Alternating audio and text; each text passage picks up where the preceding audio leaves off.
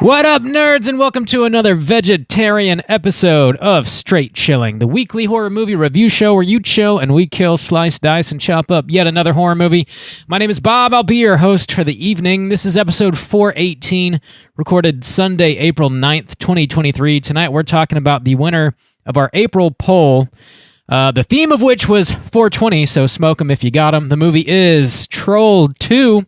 Before we get into it, let me introduce everyone else on the show. First up, calling in from Washington, D.C., we got your boy Randeezy. What's up? What's going on, children? What's up, baby? It's 420. Let's get lit. Oh man. I came prepared today. I'm going to be enjoying a nice vaperoon right here. Whoa, and it is. Record. So I'm going to be incoherent, is what I'm saying to you. Great. What's it called? Does it have a crazy name? It does, but I don't remember because it does not matter. If it gets me stoned, I will smoke it. Awesome. Stony baloney, would you say? It's a kind sativa, I'm sure. Sounds good. Next up, calling in from South Korea, we got your boy Soju. What's up, man? Oh, what up? It's your boy. You can't piss on hospitality stains. Let's do this that thing. That would leave a stain if you did that. Yeah, it's always a pleasure when it actually would result in a stain. Mm-hmm. That is nice. The pleasure's all mine. Done. Thank you. I was thinking about this in like our poll, our weed poll, and there's like no explicit drug use in this movie necessarily, but it is like very focused on food and like food saves the world at the end of the day. And I was like, that and plants, and they make an oblique reference to weed smoking at one point. Not even oblique. It's like just explicit, but it's not also, that there's important. some stuff that really lends itself to being high. Oh, for sure. Yeah, I think that is the primary reasonable reason. to say. Yeah. The peacorn scene specifically stands out to me as being like, like this would be great to be high. This movie would snap into focus if you were token and joking. I think it would make a little more sense. Yeah. So I'm midnight smoking myself. I'm stoked this won the poll, actually. I was pulling for it secretly, and it barely squeaked it out by like a single vote. So yeah, It did. Still don't know how, but it did. Yeah, we were trying to actually record this on episode number 420, but we had to record some stuff in advance because we're going to be out of town, and the poll was like so neck and neck, we couldn't record it in advance because we had no idea what was going to win. So we blame all of you, dear patrons. It's your fault. Yeah. Also, no, it's Rob and Randy's fault for traveling. Oh, how dare we should you. My father stay discovers you home here. He cut off your little nuts and eat them. and eat them. Little nuts. Little nuts. Little nuts. Yeah. Little nuts. Little nuts. We got some interesting voicemails about crazy weed stories at the end of this episode, so stick around for that. The weed theme is rolling. But let's talk about some housekeeping real quick. We do have, speaking of polls, our May poll is currently posted on our Patreon website. If you support us at the $5 level or above, you get a chance to vote on a movie we're talking about this May. Juice, this is your takeover month. What's going on? Whoa, I get first takeover month this year. And so, Oh, no, not again. So this month is going to be a hunting takeover, not Cooter hunting, but we do have some hunting experience. This month, you will get to choose the beast we are hunting. You can choose Underworld and hunt some werewolves. You can choose Troll. And a troll hunter and hunt some trolls, or you can choose Rain of Fire and hunt some dragons. Bob, how are those numbers looking in the second week of April? Things have shifted a little bit. Underworld is now in first place with damn near 50% of the vote. Troll Hunter is in second place. Rain of Fire is in third. Randy's pleased to hear that. He loves some. Yeah, man, that's famously my number one franchise, and I sure can't wait. Please soju and piss off Randy. Underworld. That's an open rallying cry. There's no subtlety to that at all. The bluer, the better, says Randy. Randy loves a blue movie. Loves it. Well, that's good to hear. Cool. Yeah, get your votes in before the end of the month, and we'll see what we're talking about this May. We've been dropping mini casts left and right. Dropping this Friday. We do have a brand new mini episode on our Patreon coming out, and this is going to be the Q&A session that we recorded at the Overlook Film Festival after the world premiere of Renfield, and it's got Nick Cage and also the director and the screenwriter were there as well, so you get to hear some pretty dope information about how they came up with the idea and the choices that Nick Cage made for this movie, as well as for Vampire's Kiss. He talks a little bit about that as well. So yeah, check that out this Friday over on Patreon. Nice. What else we got going on? That's all for Patreon, really. Do you guys have anything you want to plug? Any YouTube stuff, Juice? Well, speaking of Overlook, we've got a lot of Overlook coverage. Yeah, we do. So I went ahead and posted mine on YouTube last Thursday, and that was kind of going over some of the screeners that I got that will be for some horror movies that it will be, I assume, just like dropping later this year. My impressions of them and stuff like that. And then you boys have a little something going on too, right? Yeah. Oh, yeah. At the time of you listening to this show, Randy and I, we did an Overlook wrap-up episode. That'll already be on our main feed. It's dropping Monday. So yeah, we talked about a dozen movies that we saw at the festival and some of the Q&As. We talked about playing trivia and just the other fun shit that we got up to while we were in New Orleans.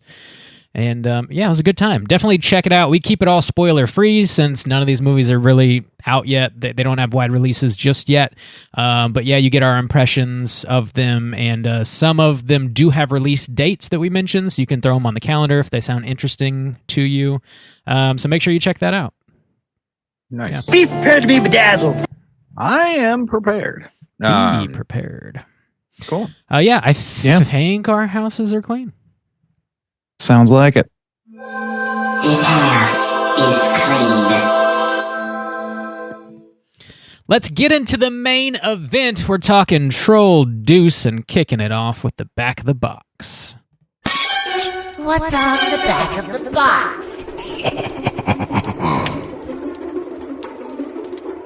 Boy, if you guys think I'm robotically on the money with my bumps, usually today is going to be a little bit of a departure from that. I can already feel that my response times are slowing. Lift off. Brandos. Here it's we happening. go. Oh, God. Grow up! Oh my God. We're talking Troll 2, 1990, rated PG-13 with a runtime of 1 hour and 35 minutes. This was directed by Claudio Fragasso. Is written by his wife, Rosella Drudy, and stars Michael Paul Stevenson, George Hardy, Margot Prey, some other folks. Plot synopsis brought to you by The Back of the Box is as follows. Those greedy goblins are back and hungrier than ever in this gourmet gross-out. Disguised as friendly country folk, a pugnacious posse of people-eating trolls lures visitors to their town. But a family of 4 is about to discover this place is a real tourist trap, and now the no-good gnomes must be destroyed before the family gets flambéed, and the world becomes Don't touch that dial. You need to hear this. In this feeding frenzy of fear. That was meant to come at the end, so it's starting, man. It's just starting. Oh boy! By the time I press this, I'm sure Bob will be done reading. Probably. The man has wide gaps in his speech. What can I say? Don't talk about my gaps. Wide gaps, huge gaps, hot dogs down hallways, the whole shebang. I am as God made me. Damn it, gentlemen! Have you seen Troll 2 before? Would you recommend people check it out? Randy, kick us off. Yes, I have seen this film once before. It was way back when, probably like 5-6 years ago. It was when we were still in Jacksonville living together, Bob. Yeah. And I believe I watched it alone, unless you want to correct me on that. I don't think that you were there anyway. I think I watched it once with you at some point. I don't remember when, though. Maybe it was with you then. I just remember I had a really good time watching it. I don't think that we were sober. It was kind of an ideal viewing experience for this kind of movie. And that is what I would recommend about this movie. There's a reason that we chose this for the 420 poll pick this month. And that is largely it for me, is that it pairs nicely with a nice ganj. Sweet. Juice, what about you? So this was my first time viewing, and I think we should preface this by saying that this is a bit of a double feature because I was recommended to, before we recorded the show, to watch a documentary that was made That is true. From the kid who's in this. And it is called The Best Worst Movie Ever. I think Troll 2. No, ever, but you had it right first time. Yeah.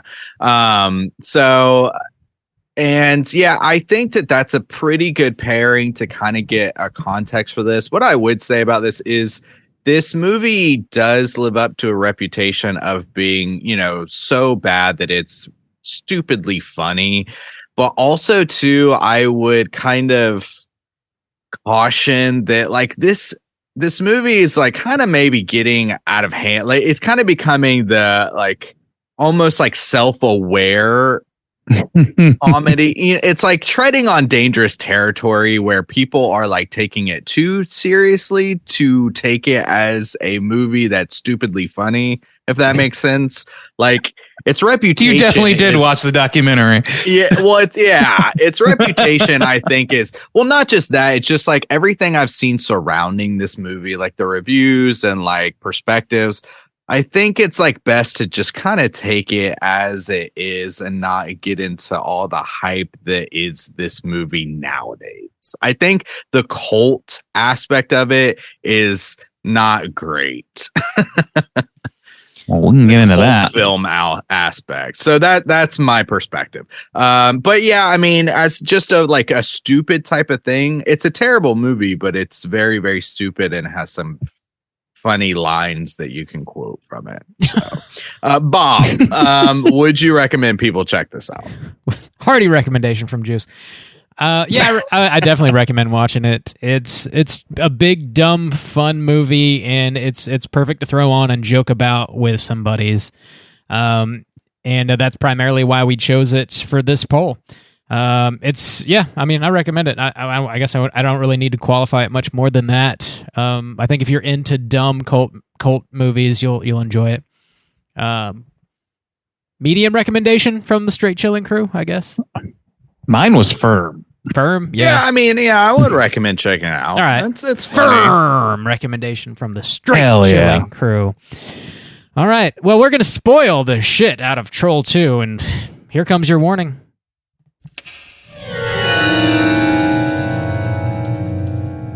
Spoiler warning.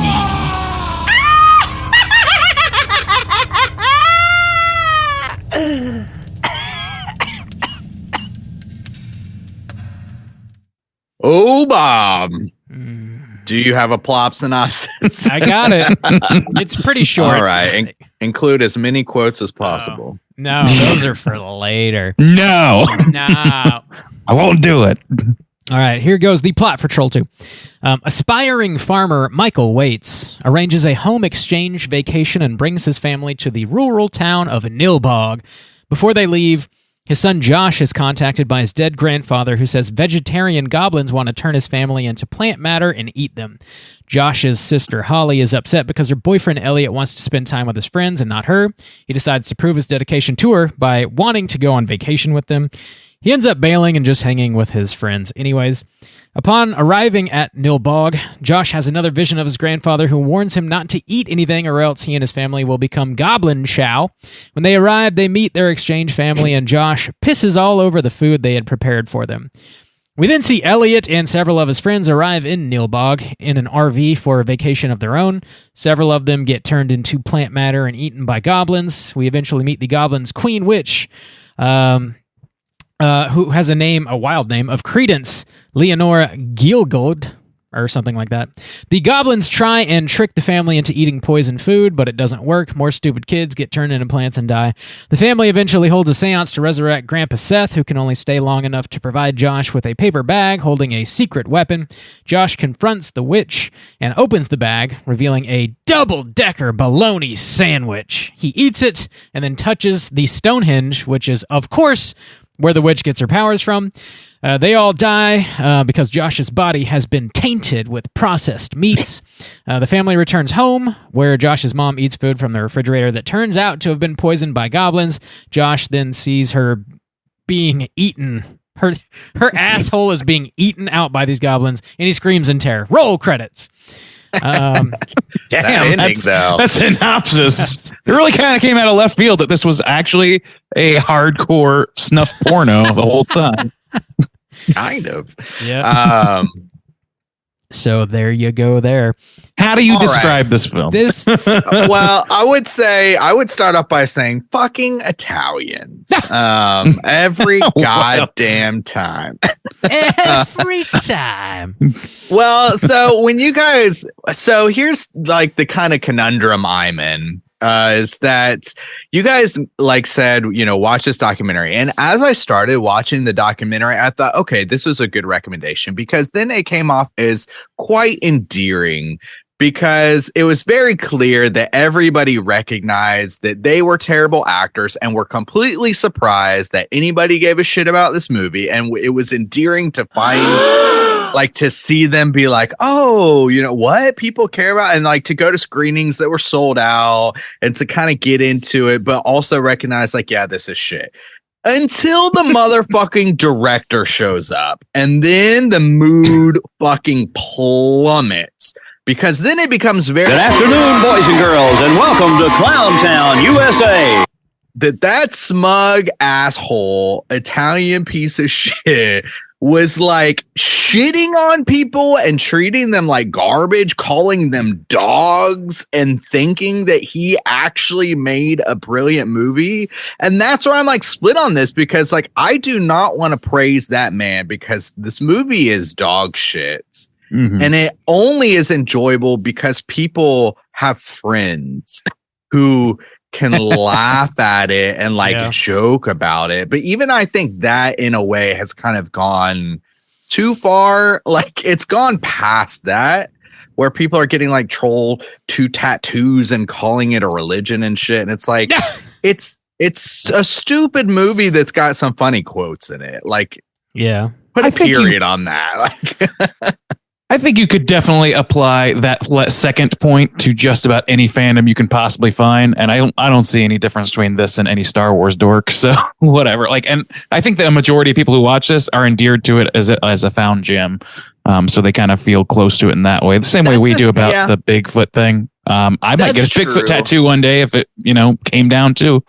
And I guess that's the thing, is like now it's not a found gem though. Like I really like the guy describing it, saying, I think this really appeals to people who rented a lot of movies, because at that point, you would pick something up just because of the cover and like just kind of wandering into it. But now it's like Red Letter Media covers and everybody like pushes this.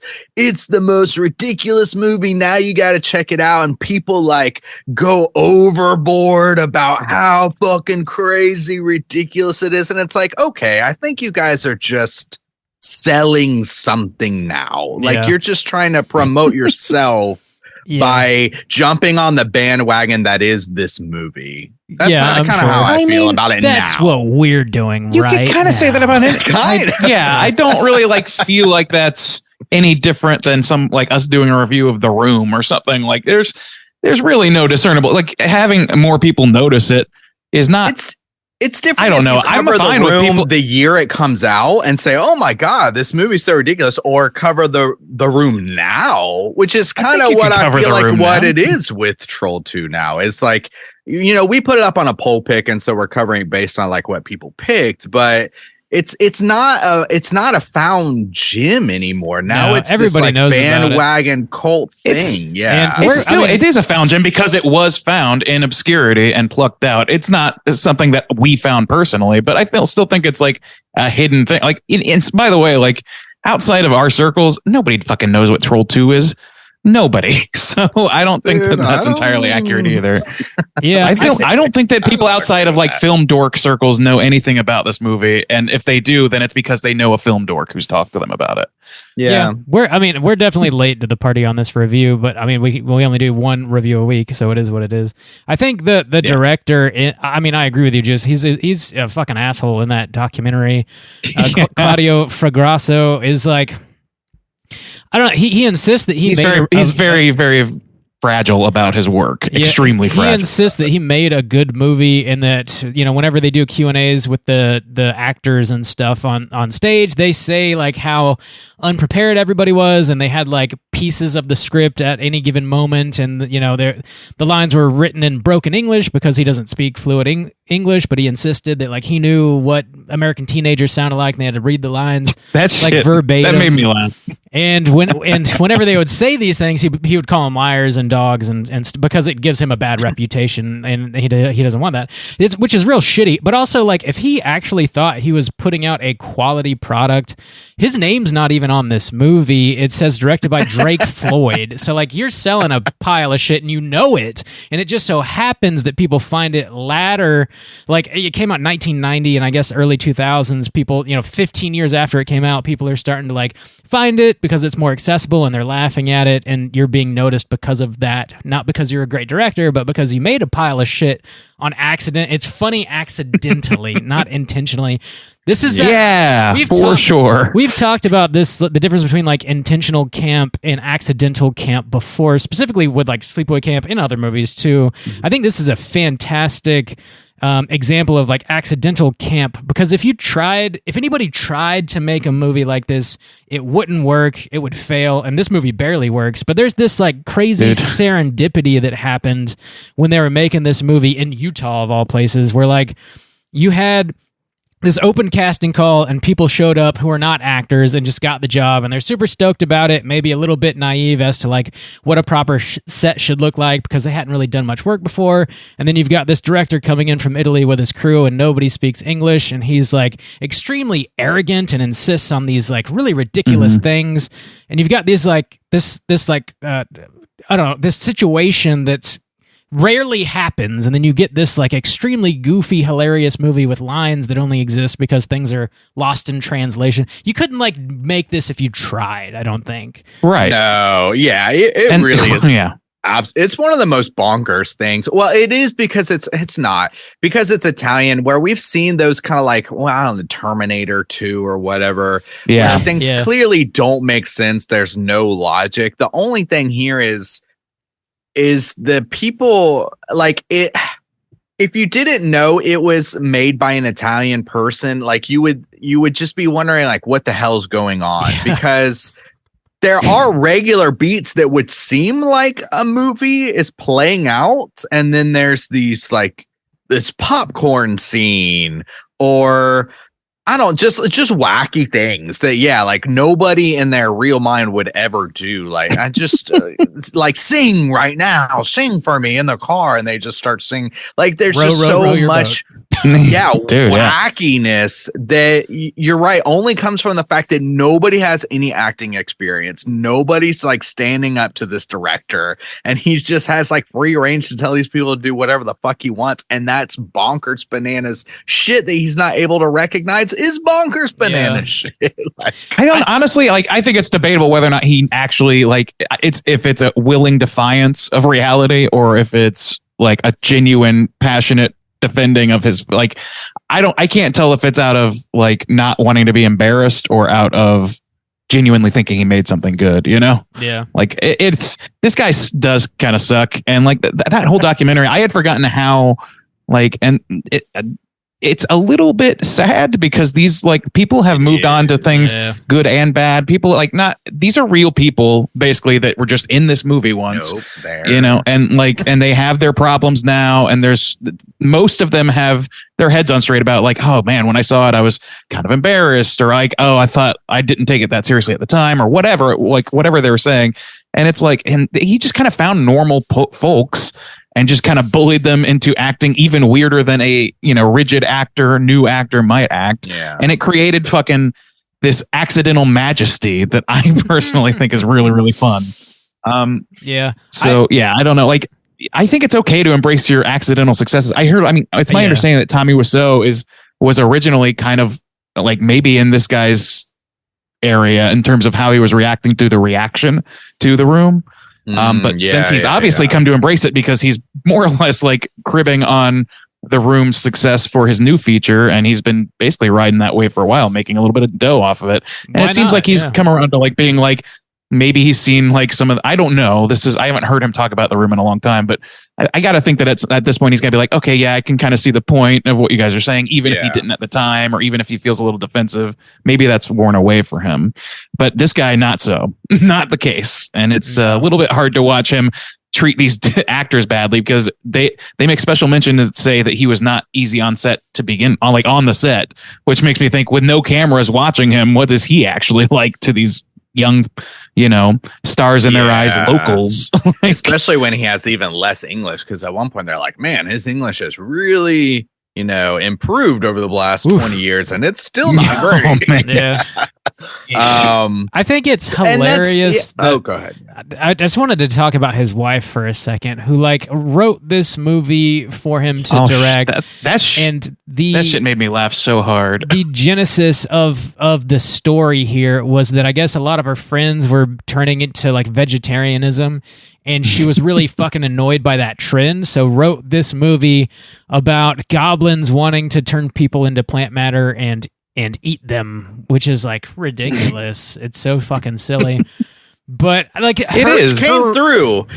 Huh? Yeah. I think I wrote a note that was okay, so this is definitely an anti-vegetarian. Yeah. I really get the impression that the writing and all this, I feel like her contribution to this, my read on that, was that it was just that, and she was just she just put something on the page and made something that was kind of poking fun at these people that were annoying her. And then the only person in the whole process that took it so seriously was the director, and then some of the actors too, who are just trying to do their best. I love the that impression too. Yeah. The sermon. It's everybody involved except for the writer kind of didn't know what they had. The sermon that they have about these stinky ass excrement that results from eating beef or whatever, and then the fact that the world is fucking saved by a double-decker bologna sandwich out of a brown paper bag is fucking ridiculous. It's peanut butter solution shit. I genuinely see this as in another world, in a slightly less, if somebody else got a hold of this, it could have easily been a fun Nickelodeon show or something. It could have been an Are You Afraid of the Dark, or eating a bologna sandwich. Right. Your mom wants you to eat your vegetables, and no, mom. But instead it ends on his mom's tits, and I don't understand that decision. That's true. There's a few really odd decisions. If you cut out the boyfriend stuff for the most part, and you cut that part out of it, this is a long episode of Are You Afraid of the Dark with extra good production values for Are You Afraid of the Dark, which means terrible low budget for the most part. No blood and any of that stuff. Even that stuff can stay in. The gore, as it were, is not. And so it kind of all could work easily for kids. And to be fair, some of the makeup and stuff is pretty solid. The one that sticks out in my mind is when they're in the car and the kid's dreaming and he wakes up and he's got the branches coming out of his fingers and shit. Yeah. That's pretty good. I think they could have done a lot worse. Yeah. If you're gauging it on the metric that this is equivalent more or less to Are You Afraid of the Dark, or some CTV show from the 90s, then it stands out as this is great work. It just doesn't hold up to other films that way. No. Speaking of Nickelodeon, this movie has so much fucking slime in it, green slime. That's the gore of it. Really, it's all slime. The fucking popcorn scene is so fucking hilarious to me too. These people are so turned on by vegetables, they just need to fuck inside a giant RV filled with popcorn.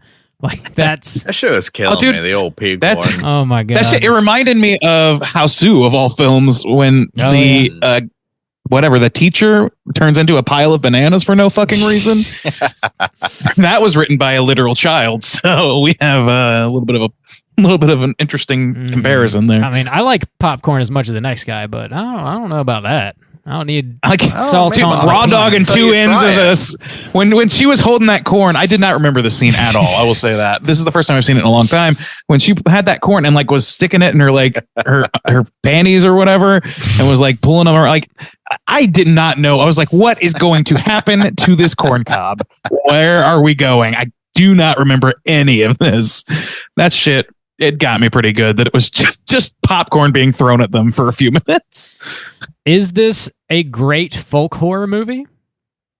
No. Here's the thing. It's not a great movie at all. It's a movie that, like you said, it's almost like it's this like quantum conundrum of like, if it's observed, then it's not funny anymore. Like watching this documentary, like I said, the very beginning of it made it that much more endearing to me. And I really fell into the goofy lovableness of it. But as it kept going, it takes some of that away because, like, I don't know, because when people are like, yeah, I was really trying and I was stupid and I couldn't act and now it's funny and they all have a laugh about it. That's great. But then like the mom coming in and you knew that was coming up and the deep like insecurities of her. And like, I don't think they should have included that shit in the documentary. That was kind of a bummer. I agree. Unless she actually wanted them to, which she was hot and cold as fuck, so it's tough to say. Yeah, and then also but it's clear they tried to pressure her to come down to participate. Yeah. I thought that was like not a good look either.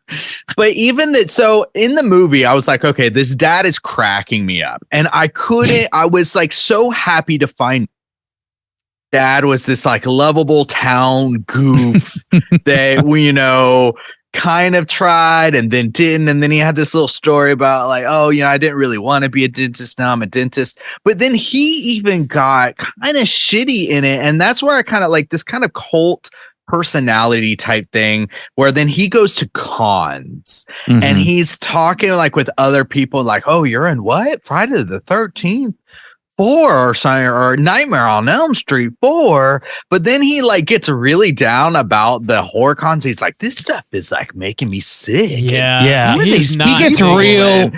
He gets real sour grapes, and it's not. Yeah, when people don't want his autograph, and then that like high comes down, it takes a lot of this endearingness away. Because at the end of the day, this movie, it's shit. I mean, it is shit. And it really only exists in a good way in that, can I enjoy this with like some friends, or can I laugh at this? But it's almost okay to kind of quote us or like our situation. Okay. Randy, you specifically said like you would not want that Bigfoot guy on this show. Like you wouldn't want us to bring Henry, because then it's like it becomes bad natured. It's okay for us to sit and talk about Bigfoot and say like, oh my God, that's so ridiculous. But we don't want to bring somebody on our show and like mock him to his face. Definitely not. Because so that's kind of how we're cowards is what we're saying. Well, no, that's kind of how I feel about this movie. Is it's okay to like laugh about it, but when you see that there's people behind the scenes that when they can laugh at it, it makes me feel better to laugh at it. Right. But when people take it seriously and it's like affected some lives, well then. And then this like cult of personality like grabs hold of it and takes it to this other level. Then I'm like, oh, this is I hear you. Really, really, really uncomfortable. And then it's not so fun. I can see what you're saying with that. Like, I don't. And the thing is, like, there's for the right person, which is most of the people involved that we get to know in this film. They sort of are ingratiated the fact that, oh my God, you guys like that, and it is that feeling. So like, and it's almost like therapeutic. It must be, because the kid who's in the movie is making that documentary. So it makes it really like an interesting point. Like it's clearly something that he, wants to talk about, and he like wants to almost set the record straight to some degree, maybe. And I think that's reasonable to do. I do agree that like when things get a little off the rails with people who are a little like the mom who seems pretty tepid on the thing, maybe doesn't remember it that well, and is kind of in this situation where she doesn't really want to participate on a big scale. Just, allow her to back away kind of nicely. And I think that's fair to say. You can't treat the people in this like shit. And I don't think that most people want to. It's just like you said, like we laugh at your movie, and like it's being able to like talk to that person or whatever and have them be like, oh, well, I'm just glad somebody's interested, like, hey, yeah, some people think that's crazy or whatever. I didn't think it was like whatever.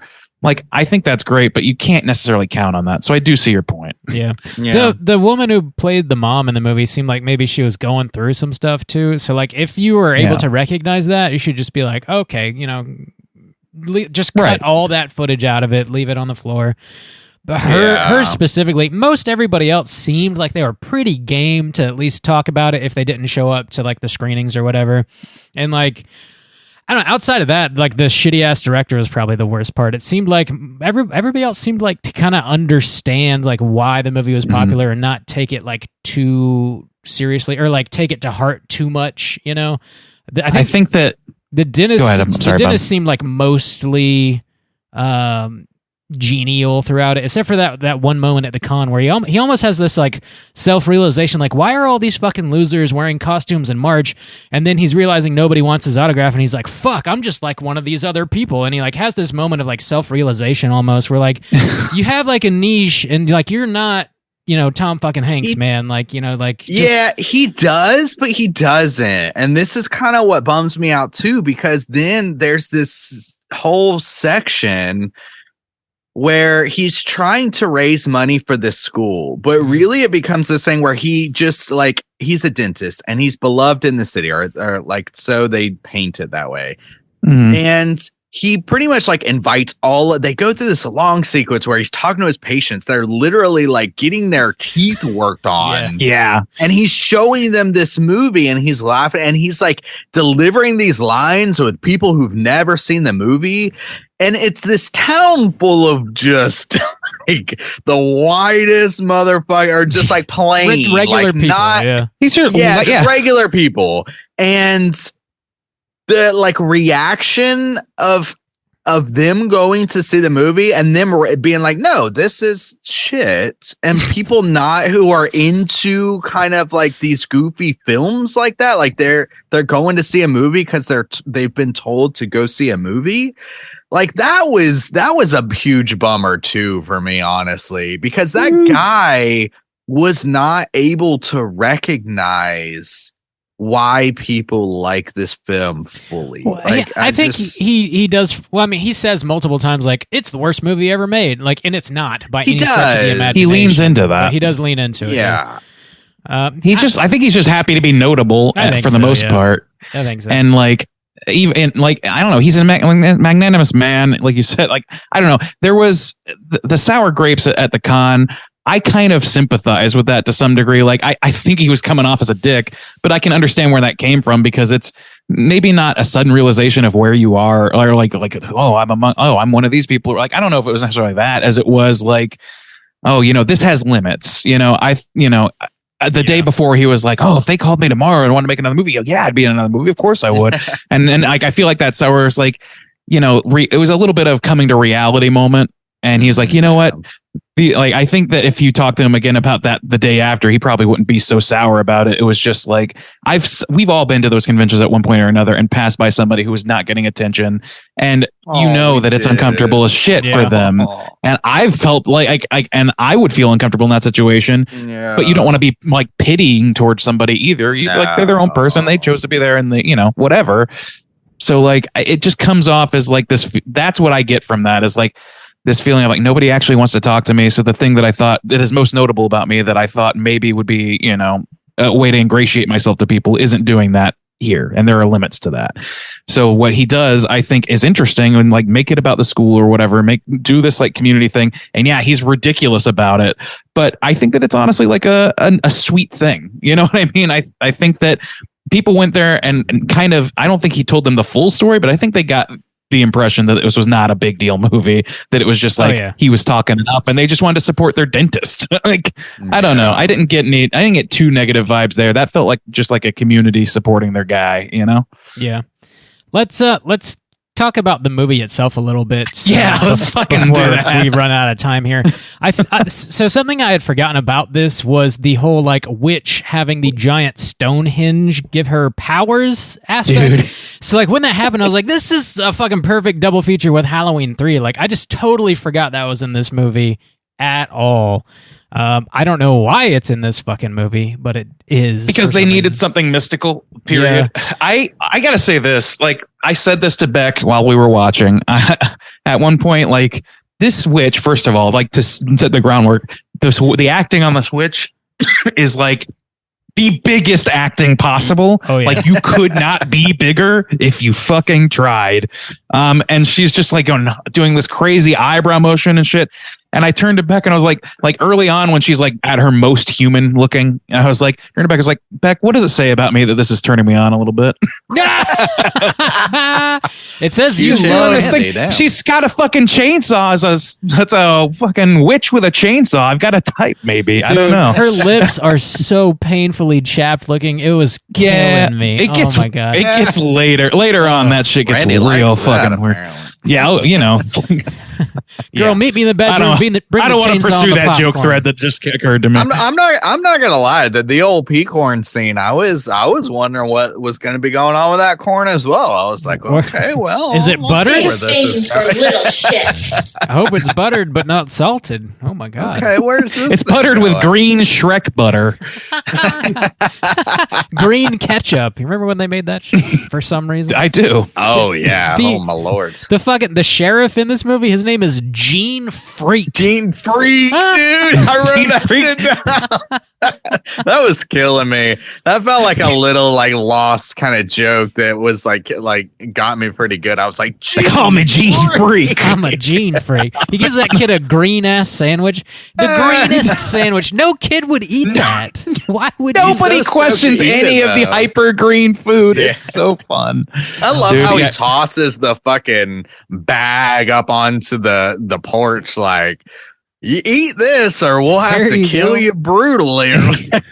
Yeah, that fucking whatever, like Little House on the Prairie looking motherfucker who eventually gets killed somehow.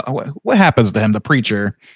Something happens where he melts down and they were like, he catches on fire. The catches little on fire. boy with the Molotov cocktail catches. That's right. Grandpa provided a Molly for the fucking 9-year-old. Badass Ghost Grandpa has a lot of agency. Let me put that out there. Yeah. Ghost Grandpa starts off as like a weird ghost in his telling him a story, and then turns into a floating Zordon head and a mirror, and then it's just a full-on fucking commando with goddamn Molotovs. It gets fucking wild, man. Yeah, he's got the axe. That arc is like maybe the funniest one in the whole movie to me because it's just so, like, you don't have to do any of that shit. Just have Grandpa like be not taken seriously and have the kid be the only one listening to him and have him exist. The grandpa has just like random powers. Like he fucking stops time for 30 seconds so that this kid can piss on everybody's food. Grandpa Seth is like third cousin to Santa Claus or some shit. That child pissed on his family's faces because they were about to chow on that. It was like, it wasn't on the table. Yeah. You're wrong. We all know what he pissed on. And you can't piss on hospitality. I won't allow it. You can piss on your sister's face all you want, but not on hospitality. Yeah. Dude, that dude definitely pissed on his sister's face. Dude, when we were... Yeah. I gotta do it, is what he says. This is the ravings of a madman. I have to pee on my family's table and faces. What else can a man do? I was watching this with Alice, and like after he throws the kid over his shoulder and takes him and throws him in the bed, and he like starts like loosening his belt, and Alice went, "What are you going to do to me, Daddy?" Alice goes, "Is he gonna pee on the kid?" I thought that too. It looks like thought that too, but I also thought maybe darker. Yeah, dude. Yeah, when that is one of the. This is a standout from the film, obviously, but it's because it's so absurd to think like, who made this decision? It just doesn't. It baffles the mind because your mind goes to, oh my god. Well, first and foremost, he's gonna beat him with his belt because even the wife is screaming down the hall. Don't hit him. Don't hit him, Michael. Please don't hit him. Please. Like he beats the shit out of him all the time. Fucking terrifying. There's like a I don't know, like a minute long segment of this movie that is pure Lifetime movie, and then it just the minute that he explains why he's taking his belt is you're like, what? Fucking ridiculous as shit, and it just turns on a dime back into the ridiculous movie that it is. Oh and my that's God, the shit you can't make up. I mean, that because everybody's mind, in a way, it's this crazy brilliance if it weren't just pure stupidity, because everybody's expecting, she's literally screaming down the hall, please don't beat him. He's taking off the belt. And you're like, damn, this is fucked up. And then it's like, to tighten my belt so I don't feel hunger pains. What are you talking? It's so absurd. It's like he changed his mind mid motion. If this was like, it's like, I'm just tightening my belt. It's like that. Like if you hadn't, like, if I don't know, I could imagine a scenario where the dad actor's like, I don't feel comfortable beating a kid in a movie. Can we just have me say this? And he's just like, yeah, okay. If I didn't think that if I thought that the director was open to such criticisms, then I would assume that, but that's not the case, certainly. Yeah. The other like classic, like, oh my God scene, the lead up to him screaming, oh my God, it fucking kills me. Because this girl is taken upstairs by these goblins and she's getting eaten. But like from his vantage point, like there's no way he could really see exactly what's happening, but he's like relaying it step by step. They're eating her and then they're gonna eat me. Like there's really no fucking way. Oh my God. The acting. That clip is over 6 seconds long. The acting on that kid is cardboard, and I love it. And see, I had never seen this movie, but I knew they're eating her. Yeah, and then they're gonna eat me. That scene is a meme in its own right. Yeah, like with or without this film, people know that scene as one of. It's like that and the oh God, oh man scene. You guys know, I don't remember. Like it's a guy who reads a letter and he's very calmly reading it, and at the end he's like, "Oh God, oh man, oh God, oh man," like over and over again. It's always in the same mix with those. And what's the one from? I think it's a shark movie where the guy's like, "Yeah, I'm pretty exhausted too, but also really horny," or like I forget the exact line. It's like, "Yeah, I'm tired, but yeah, I'm also kind of wired.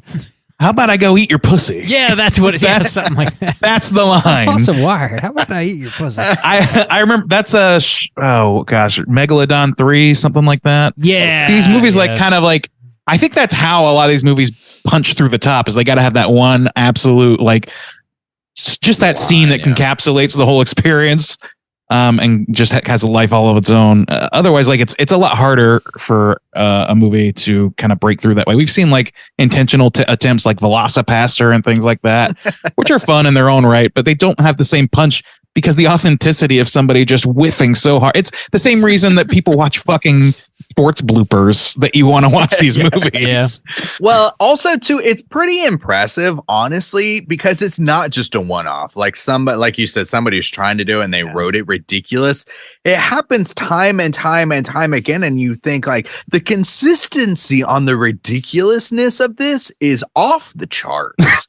Because it's every scene, there's something that kind of boggles your mind and doesn't make a lick of sense, except that it kind of does, but it like absolutely it makes dream sense. It makes Italian film sense. How consistent it is. Yeah, it is. It's like one thing you can't complain about in this movie is the pacing. Honestly, like I think the pacing's pretty good. It keeps things moving along.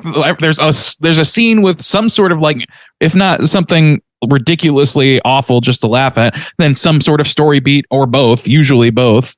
It just keeps going. And like, it's a tight movie. It's kind of perfect for the kind of viewing that it ultimately is. Yeah, I agree. Man. You've got Holly's absolutely insane dance sequence going down. Yeah. Just like random non sequiturs in this movie. The fucking everybody being like obsessed with milk in like this like dairy products in general. Like they're like force feeding the kid ice cream in one scene. Chunky milk. Did that? chunky milk. Did that do anything for you, Juice? Were you really stoked about that? Like, oh yeah, that was not ice cream. It melted a little bit. It was kind of fucked up. Again, going to the documentary where the guy was literally insane, like straight out of a mental hospital. It's like, I was really trying to feed that kid because I didn't like him. And that is true, actually. That is very true. Kind of uncomfortable. Like, he's like, that little shit, he was a little brat. I remember that. And I was like, I literally just that's the guy behind the camera right now, or don't you?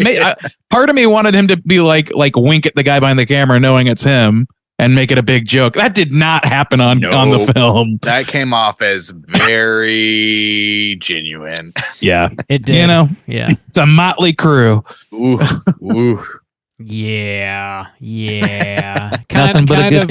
Kind of uncomfortable, but I guess that's what happens when you've got like this ragtag crew that's just like anybody off the street. You're in this movie. Fuck it. You're just in. Hot tub Christianity. He just got out of a mental institution the day before. Yeah, man. He's better Go now. Ahead, Bob. He's fine. So, also, too, just the whole aspect of the boyfriend and his friends, and at one point he turns on his friends, and the girlfriend, despite everything that's going on, she's like, Elliot's a part of the family now. Yeah. Like, what is going on? The sister's dialogue is so insane. She's like, my dad'll eat your fucking nuts, asshole. And she's like, but I like you. Come on vacation.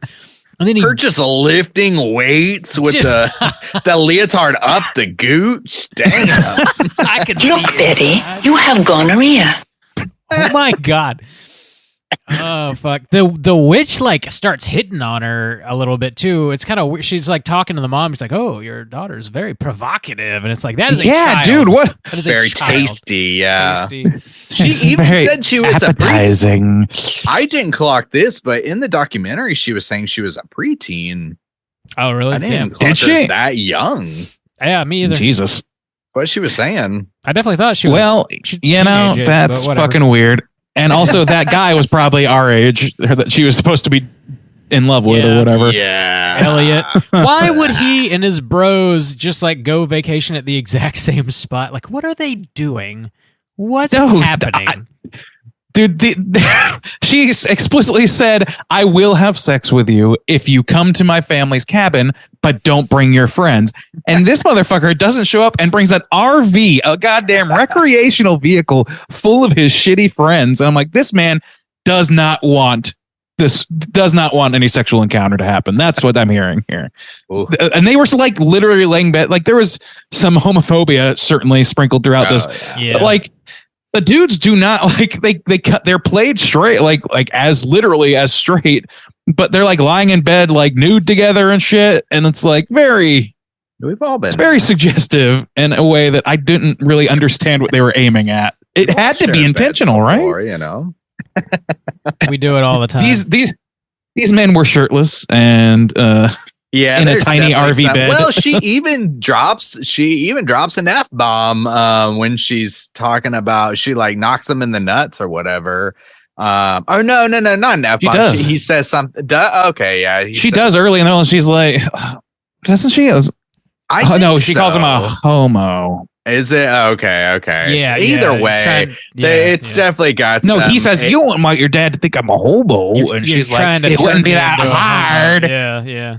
Okay, yeah. Anyways, it's definitely got flavors of the 80s and early 90s for sure. But yeah, it's just, it was good. They needed some red shirts too, which paid off in some aspects. You know, the kid turning into a plant. Yeah, really. Also, too, there's no explanation for this girl just running through the woods with her clothes on. Oh, she's just a victim. She's just a victim of plant people, of course. The kid chases after her and tackles the shit out of her. Dude, why are you running? I don't know. A man's trying to tackle me for one. Like, Jesus Christ. Jesus Christ. Yeah. The Nilbog obviously being goblin spelled backwards, and the kid realizing that and like having to state it for the audience, like, and unnecessary. Like he just found like a precedent for his legal battle. Like he's like, this is the final piece of evidence. This is their kingdom. Okay. Then they explicitly say there's 26 residents in the town too, so that's a small fucking kingdom, by the way. Yeah, it is. It also there's some inconsistency in the goblins themselves. I don't know if you guys are clocked that, but there is some in their height. Because I don't know, man. Faces, the faces certainly, but giant head base, dude. They're at one point they're taller than some of the adult men in this. And I don't know. I don't know if you guys noticed that. There's the one guy, the oh my god guy. He's a little bit on the shorter side, and he's tipping out with some of these. He's about neck and neck with some of these goblins, and I'm just I don't know. What are I thought they were going for little tiny creatures. That's literally how they're described. Yeah. Also, that opening scene cracked me up pretty good because it kind of starts like a Princess Bride, where the grandpa is telling this kid a story, and this girl clearly painted on ridiculous freckles. Yeah. It's what is happening? That set the scene pretty good because then he's just chowing on some green goop as well. You got a bowl of green sludge. Just feed it to this man. My favorite part of that opening sequence is after the kid wakes up. His mom comes in. He's like, "Oh, I had another vision or a dream of Grandpa or whatever," and she says, "You have to banish him from your mind." That's his fucking grandpa. It's I also love when she's describing. She's basically just exposition dump moment where she's like, and I was like, now Michael, or his name's Michael, whatever his name is. He's like, yeah. Now Grandpa Seth is, he passed on 6 months ago. We all see him every day, like your sister or your father or me, his daughter. We're all very sad. That extra line of just describing how families work really made me laugh. Wow. It's wait, how are you connected to Grandpa, Mom? And I like how you can look at this movie and see how it should make sense and how other movies are crafted this way. So the opening scene obviously looks like Princess Bride or even something like Neverending Story. Even the car scene, I couldn't help but think of, Christmas Vacation. Mm-hmm. And so, beat by beat, you can take a single scene and see okay, I see where this was supposed to go, and it tricks you into thinking that it makes sense. Because even in the documentary, somebody was like, you can describe it in a pretty, this kid, he goes on vacation with his family and it's the kingdom of goblins and they want to eat them or whatever. I mean, it makes sense, but the sensical scenes that could fit into another movie, they're just infused with something that doesn't make sense. And you're right. In that way, it becomes this dream logic because in a dream, things make sense and you feel like you know where you are. Mm-hmm. But then when you wake up and you're thinking about it, you're like, that doesn't make any sense. Why did my brain think that it made sense? And it's so crazy how this movie kind of captures that in a way. It does. Wild. It is a dream logic film. I think it's actually weirdly straddles the line because it does. I always go to David Lynch for my dream logic comparisons, and some of those movies are you really have to dig to figure out what's actually happening on screen to a certain extent. With this, it's like you said, you can easily write the through line of this and it makes a coherent sense. I don't think you could do that as easily with Mulholland Drive, for example, or with Eraserhead. So I don't know if there's an easy elevator pitch for those movies, but you can elevator pitch the shit out of this. It sounds dumb, and it is, but the thing that is tough to get across is how it makes you feel when the dad starts unbuckling his belt, or when, I don't know, when Grandpa has a Molotov cocktail suddenly that the kid can, a ghost cocktail. I don't understand.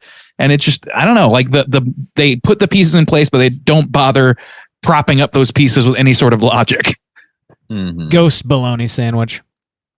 Dude, that's shit. I think we kind of touched on everything. Let's go ahead and rate this bad boy. Let's do it. Okay.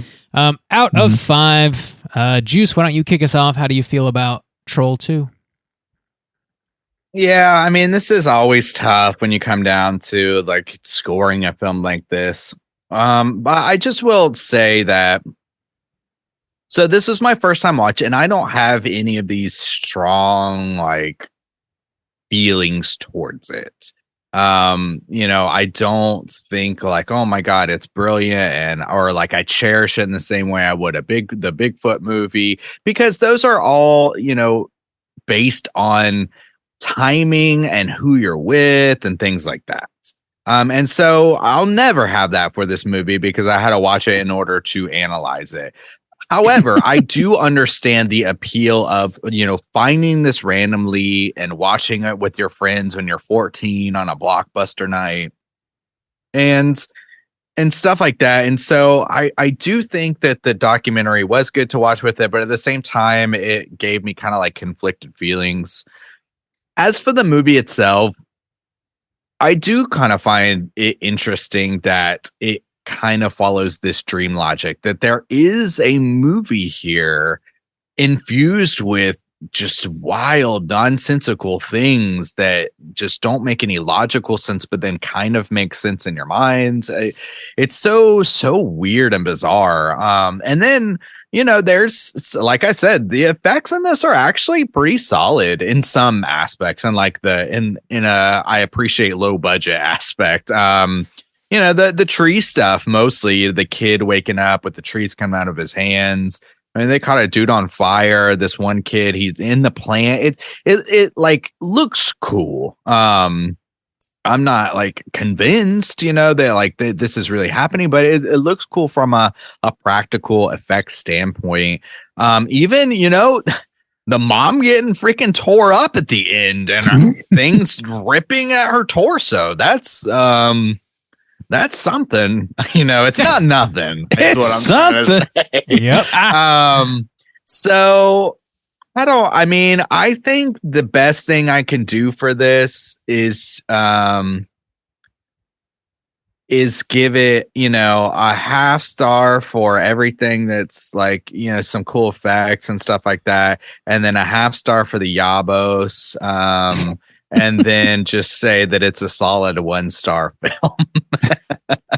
I think that's fair. So just straight up 1 star. That's all you got? Yeah, I'll give it a solid 1 star. Everything considered. All right. Bob, out of 5, where are you going to rate Troll 2? Yeah, this movie is far from the worst movie I've ever seen, as it is often advertised. I've seen a lot worse than this fucking thing. It's that's true. That is fair. We've reviewed quite a lot worse than this on the show. I think this movie is very consistently like funny in a very accidental way the majority of the time.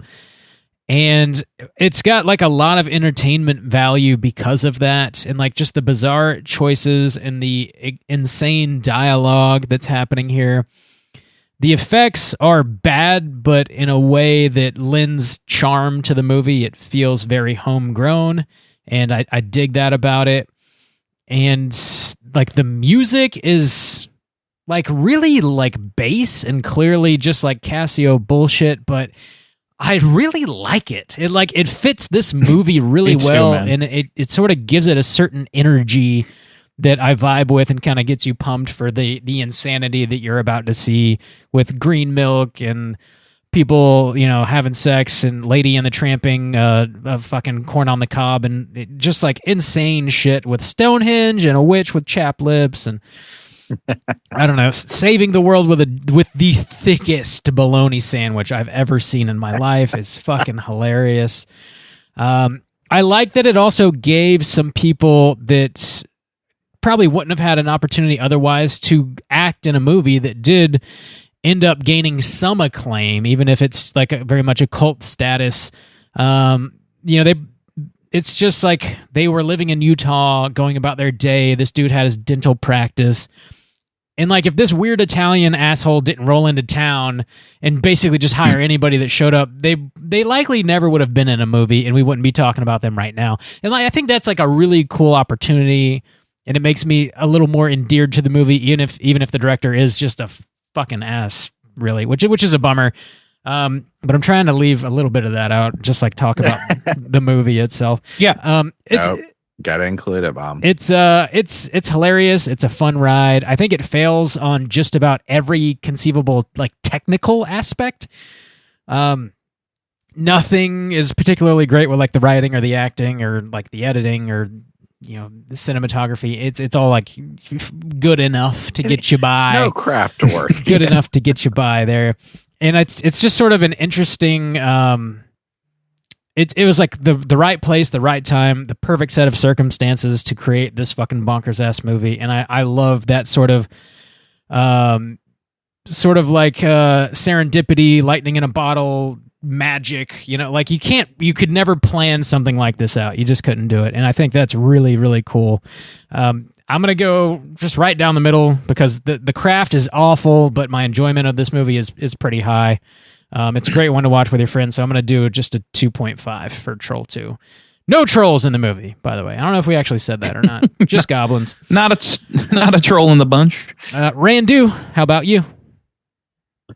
I'm largely operating on the same metrics you are, Bob. Like there's no question that I enjoy my time watching this movie. It's not a movie that I hold on the same level of esteem, even within the category of so bad it's good, as like Sleepaway Camp or Bigfoot movie or whatever. And there's an aspect of found to those. I kind of feel that way about this movie because I heard about it through a message board through a buddy, and it was like a fairly organic find for me.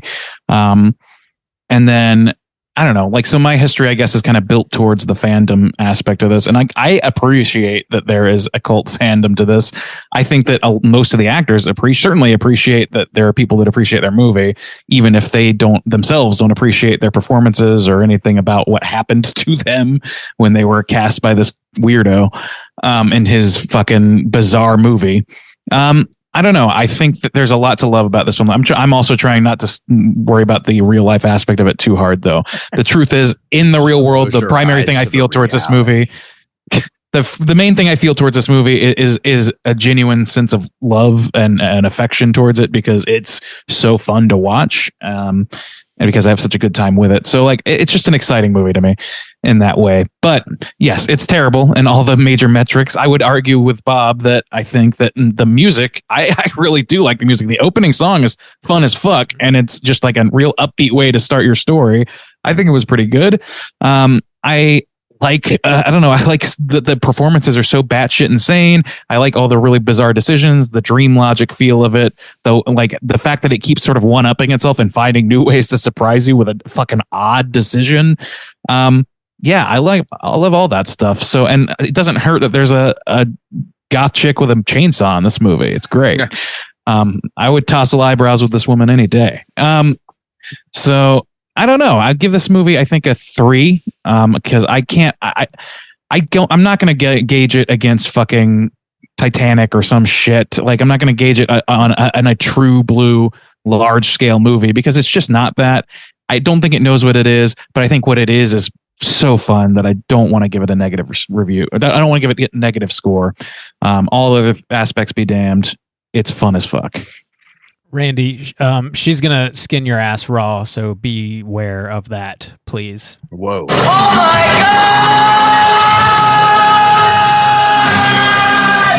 God! It's so long. It's longer than you expect every time. It gets longer. It has to be getting longer. Somehow. With Randy's 3, that's going to put our aggregate at a 2.2. Let's go ahead and jump into our Rotten Tomatoes segment and see what the critics and users think about Troll Deuce. Certified fresh. Yeah. All right, ladies and gentlemen, this is the Rotten Tomatoes segment of the show in which I have these gentlemen guess within the best of their abilities what the aggregate positive score is on RottenTomatoes.com for Troll 2, and the user score. As a matter of fact, we're going to start as we usually do with the critic score. There are only 21 critic scores for this film. Shocking. Let's start with Bob. Bob, of those 21 reviews, what percentage would you say are positive reviews from the critics? Not a critical darling, for sure. I'm going to go pretty low. I don't know how low. How How many nerds writing for like nerd ass websites are chiming in here? I'm gonna go with a 35. I think 35. Okay, Juice. How about you? Randy, how many critics did you say there were? 21. Okay.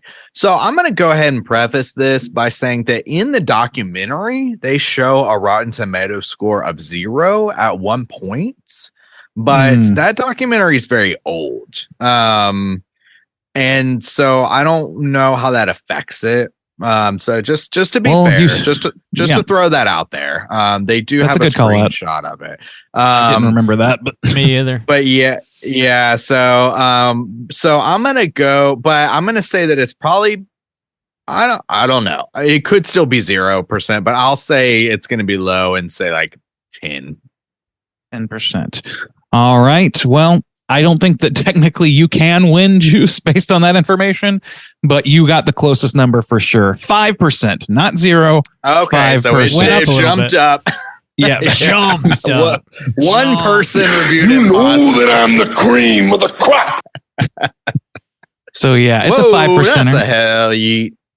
It's not. It's Not like really. maybe a yeet, maybe half a That's yeet. a hell yeet. It's at best a heck yeet. You guys watched the same documentary I did. But we don't pay attention. That's your misfortune, Juice. I'm sorry. You should really learn to stop looking so closely. So there are 10,000 plus audience ratings for this film. Quite a few more. I'm going to start with Juice this time. Do you remember that metric as well? It did not show it. No, I don't think it existed at that time. No, yeah. Okay. 10,000 so I have no plus. idea about this. Now, this is going to be tricky because I feel like even people who love it, the fact they're in this kind of space where they want to love it because it's terrible. So how do they rate it? I don't know. I'm still going to assume it's really low, but I'm going to go way up from 5. I'll say 25%. 25%. Bob, how about you? I'm gonna go higher than that. Let's not get crazy though. I'll just go 30%. 30%. Okay. Well, Bob's going to take this one. Clean cut, no asterisk. This is a 45% on Rotten Tomatoes. Yeah. Dude, that's The basically users dead came on, out for this one. Dead on with ours. With us, yeah. 2.2, yeah. We got 44, yeah. And it really comes down to how much are you willing to forgive in the sake of enjoyment. Oh, man. So, yeah, 45%. Let's read the critics' consensus. The critics' consensus reads as follows. Oh my God! Dude, it got longer. It got longer. It's like 12 minutes now. That is legitimately what's written in the critics consensus section. I'm not kidding. It says, "Oh my God!" period. Nice. So that's great. They did that one pretty well. I did really like when he went in the documentary where the guy went to some video store and was like, "Do you have Troll 2?" And she's like, "Yeah, that's in the holy fucking shit or something section." That's so it's good. All right. Great. Holy fucking shit. And there's a fucking they got a sign that says "Holy fucking shit." It's good stuff, man. That was good. That looked like a sweet little video store too. Yeah. I know, man. That's the kind of video store we should be missing, not the goddamn Blockbuster. Anyway, let's go to some negative reviews. There are ample negative reviews to choose from here. I'm going to pick a few of them randomly. I'm sure some of them will have some humor. I feel like this is a going to be an embarrassment of riches in this regard. So let's hope so. Here's one. Even bad movies usually stumble into a good moment or two, at least a moment or two, or at least reveal a brief glimpse of the good intentions that led the filmmakers down the road to cinematic perfidy. I don't know what that word means. Troll 2, however, is a disaster from start to finish. That's kind of ruined by your thesaurus guy, I think. Thanks. Thinking too hard about this movie. I think his point is great and funny, but perfidy, nobody knows what that means, guy. We're whatever. We're Americans. We have American public schools to rely on here. This is Troll 2 we're talking about. Like, come on. It's not even American. Jeez. Speak English, Doc. We ain't scientists. We ain't. I chalked this one up to the Italians myself. Yeah, he's clearly an Italian reviewer. That's what's happening here. Justin's xenophobia against the Italian people is going to be canon from now on. I hope we understand that. Why do they hate vegetarians so much? I don't get it. They got to eat the gabagool. The gabagool. Hell yeah. I can't wait for the Anti-Defamation League or whoever to come knocking on our door. That's my Halloween costume. I'm just going to be like a slab of meat, but look kind of like a ghosty, like resurrected from the dead. The gabagool. Okay. That's all right. Am I smoking or are you smoking? Yeah. All right, here's another negative review. Remember, kids, double-decker bologna sandwiches always the prime weapon against goblins. Well, yeah, of course. Dude, that was the whole bologna pack on one sandwich. The entire thing. That was not... triple-decker is not sufficient a descriptor. Straight out. The whole thing. Triple-decker. It's just like triple-decker is just like a fun way to say that this is it's like the funniest way to put it. Almost. Troll 2 is bad. Very, very bad. The script is stupid. The acting is wooden. The special effects are laughable. The vintage 80s synthesizer score is cheesy. This man's just listing facts, and I guess that's what we got to take off that. That was written by ChatGPT. Yeah, no shit. I think ChatGPT might have more personality, personally. All right. It's rare to find a film with such an ignominious reputation actually living up to the hype. Man, you guys are not doing yourselves any fucking favors with this. This is a slam dunk for a critic. Just don't use the fucking overly flowery language. Be idiots like us, please. Please. Like us. Please. All right. That's it for Rotten Tomatoes. It's done. It's in the can. All right. San Marzano canned tomato. Nice. We check it off the list. We're the first big, Oh yeah, for sure. media outlet to cover this. Oh yeah, we're huge in the first ever. Let's talk some trivia. We talked about the birds recently. I don't think we need to. We're the first. I don't think we need to do that. We're first ever to review any of the films we review. It's totally time for trivia. Is it? It's totally time for trivia. All right, what nerd wrote up all this trivia? Our Birds episode is going to drop in a couple weeks, by the way. That's probably confusing to listeners. By the way. Like what the fuck? No, you didn't. Yeah, I suppose You so. have not covered the birds. So why would you lie to us? We're doing a weird time travel That thing is here, okay? episode 420. I don't think that's what people are going to be upset with us about with this episode. It's probably going to be the anti-Italian sentiment. Nah, that's fine. Gabagoo. So we tackled a lot of trivia during our conversation. So I got a little bit left. I'll blast through real quick here. Okay.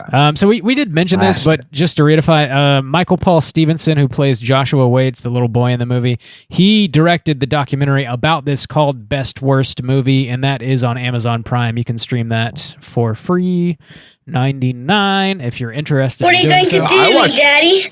I watched it on YouTube. On YouTube as well. Okay, well watch it anywhere. Then it's probably on Tubi as well. You can watch it. The kid, I forget his name, but the kid in the movie that gets like planted in a flower pot and has to stand there. Apparently the director made him stand in that pot for 14 hours, and then he started complaining about being uncomfortable, and that's why the director had a mouthpiece inserted into his mouth so he would shut the fuck up. Motherfucker. So shitty. That's pretty fucked up. And he also nailed his shoes into the fucking ground. His remember Converse? that? Yeah, that's fucked up. It wasn't even Troll 2 for 14 hours straight anyways. Jesus don't know, man. Christ. I don't know. What shots could they be how long was he on screen for? I know that it takes a while to get a shot, but in this movie, it shouldn't take more than an hour to get any of these shots, truthfully. Oof. Your boy George Hardy, who plays the dad in this movie, he was a cheerleader at Auburn back in the day. My moment of glory. A moment of glory. The Alamo Drafthouse did a traveling road show with this back in, I think, 2007. George Hardy, we talked about this a little bit, but he's like just generally well liked in his hometown. That's sort of like how they painted him in the documentary. He's got his dental practice, and they do like parades throughout the town. I forget what it was for, but he always like dresses up as like a sumo wrestler or something crazy on rollerblades and like skates throughout the streets. Tooth Fairy, yeah. Yeah. So I don't know. People like know him, and they even like interview his ex-wife, and she's like, "Yeah, he's a great guy," and I'm his ex-wife saying that. Like, yeah, damn. All right. Yeah, that's a pretty good back of the box recommendation for that man. Yeah. What else we got here? So yeah, we already mentioned this too, but like the director's wife, Rosella Drudy, wrote this, and she only spoke Italian, and they insisted that the actors not ad-lib any of their lines and read them verbatim, even though it was written in like broken English and didn't really make much sense. Oh God. Those poor kids. That reminds me, I don't know if you know this, but in all of the Peanut specials, like Charlie Brown Christmas, all that stuff, they talk really weird, right? Like the way that those kids talk is a little like disjointed somehow. Yeah. It sounds very wooden or strange. That was an intentional choice by the director. He made the kids, it's basically the same situation where they were forced. I don't remember if it was a broken, I don't know if it was like an English translation issue, but I remember hearing somewhere that was a directorial choice that the kids talk like this. I don't know what to do about Christmas. They definitely speak also too at a higher level. They use some words that obviously wouldn't my kids. Yeah, I mean, and it's a comic strip character or whatever, but like that always it never really occurred to me because I grew up watching that like most people did. Yeah. But when you really listen to the way those kids are performing, it's like hyper wooden and strange, and it was not doing those kid actors any justice, I'm sure. Anyway, similar situation. We touched on this too, but in the documentary, you see this happen. It is filmed, and you can witness it. So there's a Q&A happening with some of the cast and crew, and the director like crashes it. He's not on stage, but he's like standing in the back of the room, and he starts like heckling them, saying everything that they're saying is incorrect, and he starts calling them like liars, and he gets kicked out of the Q&A, and the camera follows him out. Yeah, he starts calling them dogs, and like they don't know what the fuck they're talking about and stuff. It is like, it's a bad look, man. Like you know, if you're going to be there, be like genial and say like, thanks, glad you guys like the movie. Or just like, don't fucking go, because it seems like he wasn't invited anyways.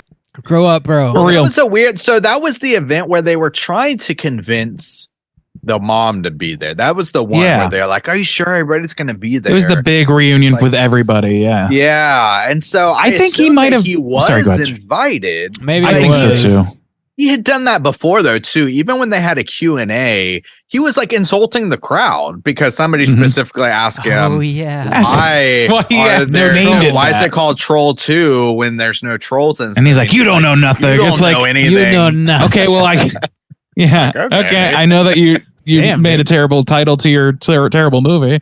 And there is seems to have been trying to capitalize often. There's a legitimate answer for that he could have just said, like, oh, well, they wanted to bank on the stability of Troll 1, so they changed the name from Goblins, which makes sense to Troll 2, which doesn't. Like, I get it. Instead of being like, oh, you know nothing, the gabagool. Like, the gabagool. Jesus Christ. We are verging on dangerous territory. It'll probably get us elected. It's all right. You American dogs know nothing. This man wrong group. Made a preteen stand in a pot, nailed to a pot for 14 hours. That's a prick move, man. I mean, he's a prick. I'll make fun of his accent. Stanley Kubrick with no talent, in my opinion.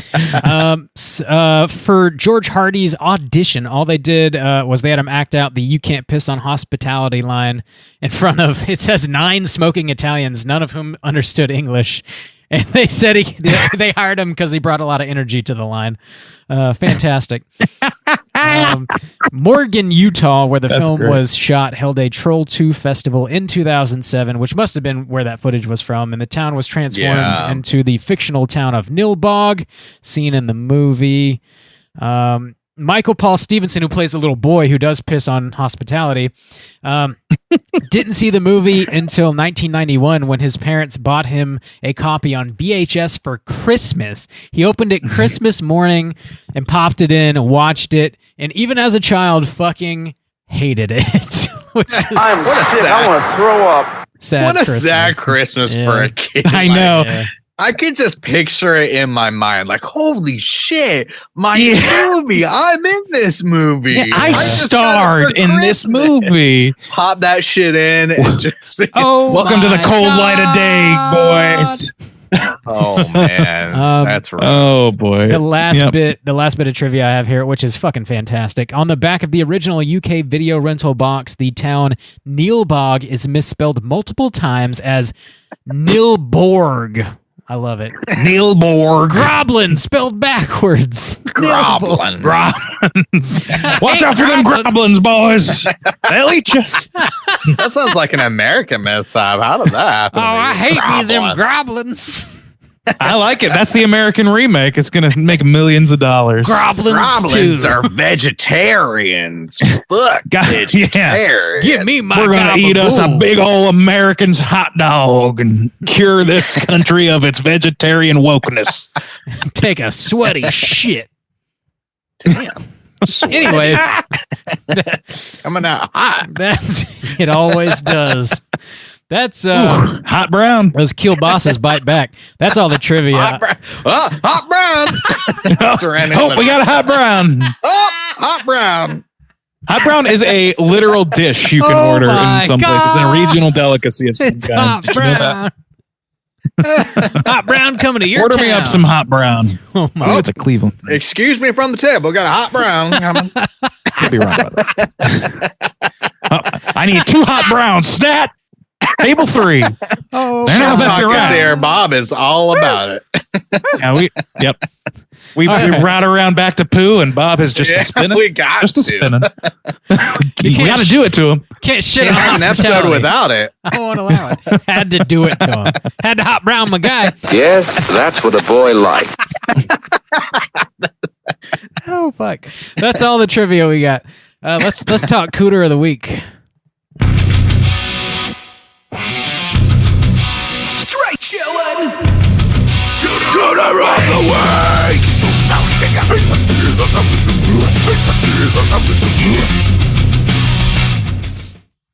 Shit, dude, we're still tittering. What is a hot brown exactly? What? I believe it.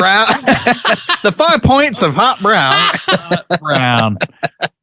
Louisville's famous dish, hot brown. Oh, hot brown sandwich. Ooh, it's a hot sandwich. All right. Cooter's character type and a straight chillin' exclusive. Cooter must hit 3 of these 5 points to be considered a Cooter. We want the Cooter with the most points. The 5 points of Cooterdom are sexual deviance, manipulation, smug arrogance, overall looking attire, and overall patheticness. Boys, I think we can get an in-film Cooter and I think so. An out-of-film Cooter. I was going to suggest that. Yep. We got a twofer here for sure. I mean, it couldn't be more apparent, I think. So let's stick with in the film first. I would say the Veach. The Veach. Yeah, of course. Credence is certainly sexually manipulative of the popcorn boy. Oh, yeah. Basically commands all of the manipulation that happens in the film from the beginning to end. Is for some reason in charge of it. We're not introduced to the concept of a queen goblin or anything ever. It just kind of happens. Yeah. But she's running the show somehow, and these goddamn goblins are just playing to her tune. Yeah. So what else we got? Looking attire. Get some goddamn Burt's Bees, my girl. Dude, it looks painful. Damn. Yeah. Ooh, and a toothbrush. Dude. Yeah. The tooth black is like very loosely applied. It made me laugh every time. It's just like, dude, a little smattering of tooth black. If Bex dresses up as that witch for Halloween, is that going to really do you in there, Randeezy? Whoa. Dude, Halloween, I'm talking like every Friday, you know? Sex night.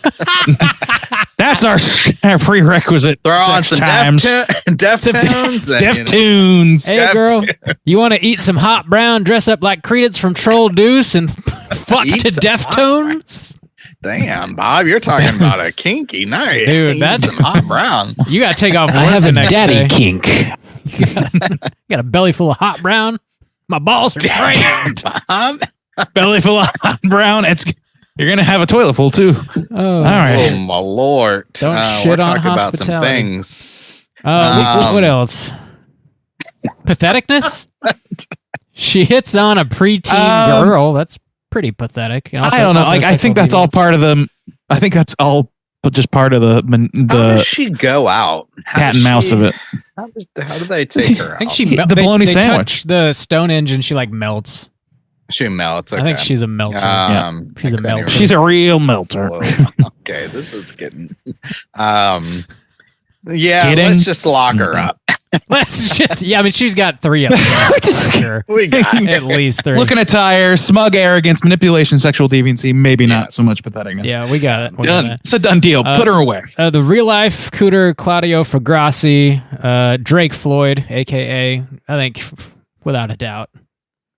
Yes. Shall we go down the list? Arrogance? Check. That's his biggest one. Oh, yes. My God. Arrogance. Yes. Patheticness for sure. Yes. Yeah, man. It's pretty pathetic. Be fucking chill. Objective reality is not on that guy's side. It's just not. Imagine flying all the way to America and then just crashing a Q&A and being a dick about it. It's like, dude, you know what? Not good. You know what would be interesting? Like, what's interesting is like if he is like, even if he maintained that he thinks he made a good movie, but was like genial to people for liking it for any that's the move. Like you can still be like, you know what? I don't think it's the worst movie of all time, and I would agree with that if he just said that. Sure. But I do think it. But I appreciate that people like it, so I'll answer your questions and I'll play ball. Like that's the thing. That's the humble thing to do. But this man doesn't do humble at all. If we started like selling shit out because we were the worst podcast of all time, hell, I'll take it to the bank. Yeah, fuck it. Yeah. I mean, if people enjoy it, I really like. As long as it's That's not the hurting end goal. nobody, which is part of the problem with the director too, because I think his involvement in their lives did not help everybody. Then, I'm down for it. You got to get the promotion where you can. I decided that I'm lonely. Yeah. Damn. So yeah, we got 2, real life and fictitious. All right. Nailed them, locked them up. Cooter of the week concluded. I think we're going to skip over what we've been watching this week because we have 5 voicemails to get to. So let's jump into our hotline. Oh my God, that's over the limit, Bob. You're supposed to be screening these. You're supposed to be screening these, Bob. I mean, come on. I mean, what do you?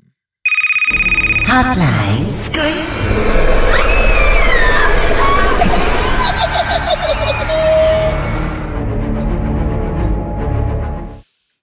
If you are listening or would like to call in and leave us a voicemail to be featured on next week's show, hit us up at 904-638-3231. Last week, we threw out a prompt asking for people to call in and share some crazy weed-related stories because we were talking about the winner of our 420 poll. And also, we asked our boy Hugh Janus to call in, and he certainly did not disappoint. We threw up the Janus signal. He came running. It's just a big ass, and he answered the call. He's the hero we need. It's literally just a big old ass. All right. So yeah, let's go ahead and run down these. First up, we're going to hear from your girl, the librarian. Let's hear what she has to say. Hey, gentlemen. Haven't called in a while, but I wanted to share my Jeopardy category and then stick around for my crazy weed story. So my Jeopardy category, which I love this idea, mine would definitely be something along the lines of like name the Saw traps to Saw movie because that is one of my favorite franchises. And I would rock that shit. And then as for my crazy weed story, so for starters, I'm actually sober. And I have been for a hot ass minute. But I didn't know how edibles were made till I was like 19. And for reference, I'm 26 right now. So I didn't know how edibles were made the entirety of high school up until middle of college. And I didn't believe my friend when they told me. So they had to make weed brownies in front of me for me to believe them. Because I legitimately thought that you either just sprinkled the weed like on top of the brownie, or you like baked it in like nuggets of it in the brownie. I did not know oil was involved. I didn't even know candy could be made. Wasn't even there yet. And I also did not know what bong water was until I was 23. And my first thought was immediately, oh, is it like lean? Do you drink it to get high? And my friends will still not let me live it down. So yeah. Happy 420. Fuck it. Don't drink the bong water. Don't do it. Dude, you don't want some herbal tea, Bob? Negative. Yeah. No. That's pretty great. Weed butter. I don't like the smell when people bake with weed butter. It smells terrible to me.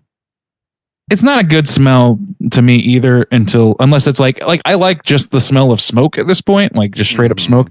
My vape pen doesn't really have much of a scent, so I don't really get that a lot. I don't know, I like that, but otherwise, yeah, when you're like mixing it in with shit or whatever, it also it tends to negatively impact the flavor of things for me, but it's a trade. So I don't know. It's fair to not know that stuff though. Librarians acting really embarrassed by not knowing those things in high school. I can't. The amount of things I didn't know about weed in high school, it was all of it. And unless it was told to me by a fucking DARE officer or one of my friends who did smoke, which they didn't talk about it that often, then I didn't fucking know. I was very sheltered in that regard. Yeah. I didn't know how to fucking bake pot brownies when I was 15. That's for sure. Maybe your friends have some shit to get through, you know? Maybe they had some shit they had to work through. Yeah, that was a good response to the Jeopardy category though. Like I would not be able to nail the saw traps whatsoever myself. I'm not. Not every one of them. I mean, I know a decent amount of them. I could not place them to a movie. I could get pretty close, but not to a T. Yeah. The first one's the only one I would feel confident in, and I still haven't seen Saw 3D, whichever one that is, 6, right? I think so. No, Saw 7 is 3D, I think. Well, whatever. I haven't seen either of them, I guess. Okay. Yeah, I think I've seen them all. 7 is the one, I think it's 3D. I think it's the one that has Chester Bennington in it. Yeah, and then Jigsaw was 8, and then Spiral was 9, and 10 comes out I think October. number 6 is the one that has the like the kind of carousel one. Trap the big. I think that was one of the big traps from 6. There's so many. I can hear the librarian screaming at us from here. Like she's like, let me answer this question. Oh my god. That's a good one. All right. Yeah. Thanks for calling. Next up, crazy weed story from Lomang. Let's hear what she's got to say. What's up, motherfuckers? Y'all thing is fucking beeping so loud, it's ridiculous. Anyway, so I wanted to call and leave a crazy stoner story for you because y'all are begging. And it's funny because I'm actually going to go see my sister this weekend. But during COVID, I was living with my parents, like I think a lot of us were. And my sister and I both decided that we wanted to light it up one night. We would just smoke outside the window of my childhood bedroom. And very quickly that became an issue as our much younger brother came into the room and he was like, hey guys, it smells like y'all's vape, which was fucking hilarious afterwards, but he didn't know it was weed at the time. He was much younger. And so Jackson was like, okay, here, let me get some candles. So he starts like trying to light up candles to make it smell better, and then he disappears for like 45 minutes. And my mom is sleeping, and my dad is on the back porch lookout because she's like, oh my god, he's fucking tattling on us right now. And so like I was like, Hannah, Jackson wouldn't do that to us. Like he's not gonna just be such a snitch. That'd be fucked up. And so Jackson finally shows up, like I said, like 45 minutes later. And Hannah was like, Jackson, where the fuck were you? And he was like, I was distracting Dad so he didn't come inside to smell the weed. And it was one of the like coolest things that my little brother ever did for us. But it was really funny to watch Hannah pace back and forth, freaking out, thinking that Mom and Dad, who my dad is a stoner, by the way, were going to catch us. And Dad just did end up finding out, but he didn't obviously get mad because he's also a stoner. But yeah, so there's a crazy sweet story I can tell you guys. I don't really have any crazier ones, but yeah, so hope you guys have a good week. And I guess I'll be listening to this later. Bye. Man, she's in the middle of some shit. Yeah, that's a cool move by the bro. Yeah, clutch little bro. Yeah. Also, stoner ass dads.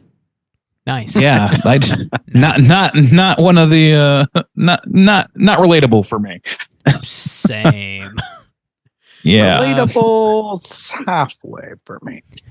Oh, interesting. Kind of. Nice. Way to not get busted or kind of get busted, but nobody really get in trouble and smoke weed in your childhood bedroom. Killing it. Yep. Crush mode. There you go. That's how you nnavigate a I'm an executive by day and a wild man by night. A wild man by Flip night. those around. Got soju. Okay, late night exec soju stains. Got to work on Korea time. Late night. That's a good that's a good OnlyFans persona. You know, late night humiliation fetishists would love that. Your Q1 numbers are dog shit. That's my specialty. Where's that TPS report? Show me. Where's the TPS report? What are you going to do to me, Daddy? Oh my God. Next up. Oh my God. Let's roll on into that next one. We're going to hear from your boy Hydraberg. Let's hear what he's got to say. What's up, boys? It's Hydraberg. Just calling in with like a 420 story. I don't think this took place on 420, but it's weed related. So me and my buddies used to go to Pennsylvania a lot. One of their girlfriends, they were dating two sisters. Their mom had a place out there, and we'd take road trips, and we'd spend the weekend. It was great. We'd get high and do shopping, go hiking, and drink and stuff. And we'd make all these dinners all the time too. Like everything would be planned around our next meal. And their mom made curry and roti for us one time. They were Guyanese. And I had never had curry and roti. It was delicious. So we got high before dinner, of course, and the mom didn't really know that we were smoking, so we kind of had to hide it. My buddy was just so blazed, and this is more a story about him, but he was so blazed. We're eating, and she's like, "Why are your eyes red?" And I don't know. It's just like it's windy outside. We were just taking a car ride. And then we're trying to play it off like we're not baked. And then, we're eating the curry, and it's really good, but it's making you sweat a little bit 'cause it's hot. And my buddy's just like, he's trying to wipe his face from the sweat, and he goes to pick up his dinner napkin, but he's not using the napkin. I had to fucking look over at him and start laughing. He's got the roti. He picked up the roti, and he's wiping his face with the roti that he's supposed to be eating with his curry. And it was just one of the most hilarious things that we just couldn't hide it anymore, like how stoned we were, because he just blew it for all of us. Just the fact that he just couldn't distinguish a napkin from a piece of roti. And I can't remember if he ate it or not, but I wouldn't have. It was soaked in sweat by then. But yeah, it was just a funny time. And, I'm sure this would be like probably a low story compared to everybody else's zaniness. But it just jumped into my mind recently with your prompts. So I figured I'd share it. Anyway, keep chilling. That's great. That. Yeah, nice. That's fucking great. Salty ass roti. God damn. That sounds delicious, though. Honestly, a curry and roti. Yeah, that made me very much want some roti and curry. That sounds lovely right now. Or maybe it's the fucking vape pen that's doing it to me. Who can say? Who could say? Who can say? I'll tell you this. I would be happy to wipe my brow with some roti right now. And still eat it. Well, yeah, I mean, roti's roti, baby. Whoa. Nice. Thanks for sharing, Hydraberg. That's pretty fucking funny. I like that. Next up, we're going to hear from your boy, Hugh Janus. Let's hear what he's got to say. Yeah, this is Hugh calling. I would prefer to talk horror movies, but Bob attacking old people has changed all that. It's early Sunday morning, and me and my crew of old guys, we're loading up and heading your way, Bob.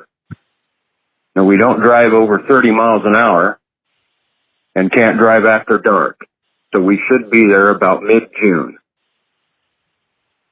The crew's down on numbers.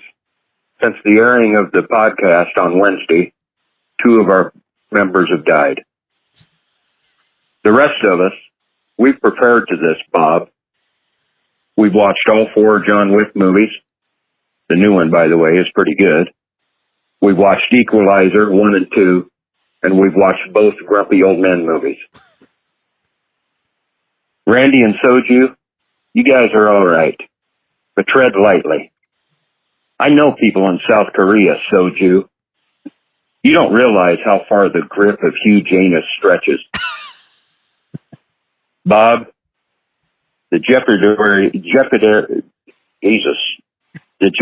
category I could dominate is how to kill someone and make it look like an accident. You got to ask yourself one thing, brother. What you gonna do when you're face to face with Hugh Janus? So fuck off, Bob. Oh, and if you could, message me and let me know if your residence is handicap accessible. That would be great. Thanks, and keep on chilling. Bravo. Janus is fucking legend. Huge. Janus is going to lay right on your face, dude. He's going to lay right into your face. What are you going to do? I think his brother Lou Sanus is the one who's stationed over here in Korea. So man, I'm keeping my eye out. He's a sloppy little bitch, Lou too. Sanuses. Mr. Lou Sanus has a loose grip on South Korea. You can slip right through that anus. No problem. You got to hold on loosely. Always keeping my eye out for Lou Sanus. Oh, fuck. But don't let go. Don't let go. You can't let go. Yeah. That Janus is hewer than I would have thought. So I forced that one to work. Thanks for calling in, Hugh. Glad to hear from you. Just glad you're doing well, man. No offense meant towards the elderly. You were wizened, and I am a dumb shit child crying right now. Fantastic. Good shit. Glad to hear from you, Hugh. Yeah, man. Yeah, thanks always for a calling. pleasure. Thanks for calling. The legend himself, Hugh Janus. Bigger than we ever would have thought. Last but not least, we're going to hear from Hannah with a weed story. Let's hear what she's got to say. Hey dudes, this is Hannah. I am Anna Presley's best friend, and also we host a Cinema Slab podcast together. And I am here to tell you guys a hilarious stoner story about me having to do with edibles. This is my most recent escapade, which was probably about a year or so ago. Maybe more. It's probably been a couple years ago. But anyways, I got a gummy from this dude that I got stuff like that from, and I had been getting them. And they were made out of dabs. So instead of like weed, butter or whatever, they were made out of reclaim from dabs. And so they are very potent. Well, he told me it was 250 milligrams, but he was like, Hannah, I think they're lying because it's got to be more. Like, these things are going to send you to the moon. I'm like, hell yeah.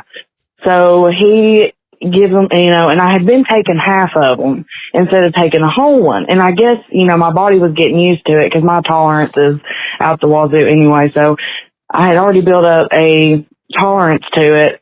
And so then I took a half one night, and then 30 minutes later it wasn't working, so I took the other half. And I was like, yeah, I'll be fine. Dude, I went to my friend's house and was hanging out for a little bit. It starts hitting me while I'm there, and I'm like, no, I can't be here while this is happening. I got to go. I got to go home. So I get in my car, and I'm driving, dude. I'm talking to myself as I'm driving. I'm like, Hannah, you're just high as fuck. Like, you're okay. You're just high. Like, just concentrate on the road. Just get yourself home. Once you get home, you can sit down and let the colors fly. Like, you can let yourself go. I made it. Like, it was like a 10-minute drive. It felt like an hour. I get here. I sit myself down on this couch. My poor cat, my little cat Coraline, she's beside me. I'm just petting her. And I'm just sinking into this couch, dude. I start feeling like I am on a roller coaster. Mind you, I'm sitting still on my couch, and my heart is going down into my stomach. My stomach is going down into my asshole, dude. Like, I was on a roller coaster. I was sweating. I would grip the couch. It would come in waves. Like, I don't know if this has ever happened to anybody else. I'm sure it has, but it comes in waves. I was gripping the couch, like, because it would come and go. My brother looks over at me. He's like, are you okay, Hannah? Like, he had never seen me like this before off of edibles. Like, dude, when I tell you I was gone, I was gone. Long story short, ended up puking. My boyfriend had to clean it up, but after I puked, I was feeling a lot better. But I still was having a little bit of the effect because it would come and go in waves a little. When we got the cutoff there. Yeah. That was an epic story, and I think one that we will all find some familiarity somewhere within there. Yeah. I've never felt the roller coaster sensation before. That's intense. I don't know about You've ridden a bike, though. I have ridden a bike into outer space. For sure. That is a famous moment in Bob lore, is when we were just hanging out with our buddies, the Godfather Jack and Ross, Rickety Ross, the co-founders of this podcast, as a matter of fact. We were hanging out with them and we were all having a little smoke or whatever. And Rob just starts holds his hands out and is just sort of tapping his feet, Rob's a percussionist. He taps his feet quite a lot. And after a few minutes of us having a separate conversation about music or something, Rob's like, I just biked from the moon. I left my bike by the moon or some shit like that. What did you say, Bob? What was it? I don't remember. I don't know. I was trekking through space on my bicycle, having a great time. You are sitting directly in place. At least in your case, it was you were in control, unlike old poor Hannah here, who had her stomach through her asshole, I'm told. That's so intense. Oh, man. That's fucking hilarious. Thanks for sharing. I haven't dabbled with weed in several years, but whenever I did anything edible, it was a pretty low dosage and nothing crazy like that. But I've heard horror stories, man, where stuff's not kicking in and people just keep eating stuff and they end up having a terrible time. Dude, it's rough. You and I had a friend of ours in a similar state as Hannah. Like one of our mutual friends got into this situation where we were smoking with a friend of yours, Bob. It was my cousin. Okay, I didn't know if you wanted me to say that or not. That's fine. Yes, that is my cousin. His name and address is. Yeah. Well, let's dox all of our friends now.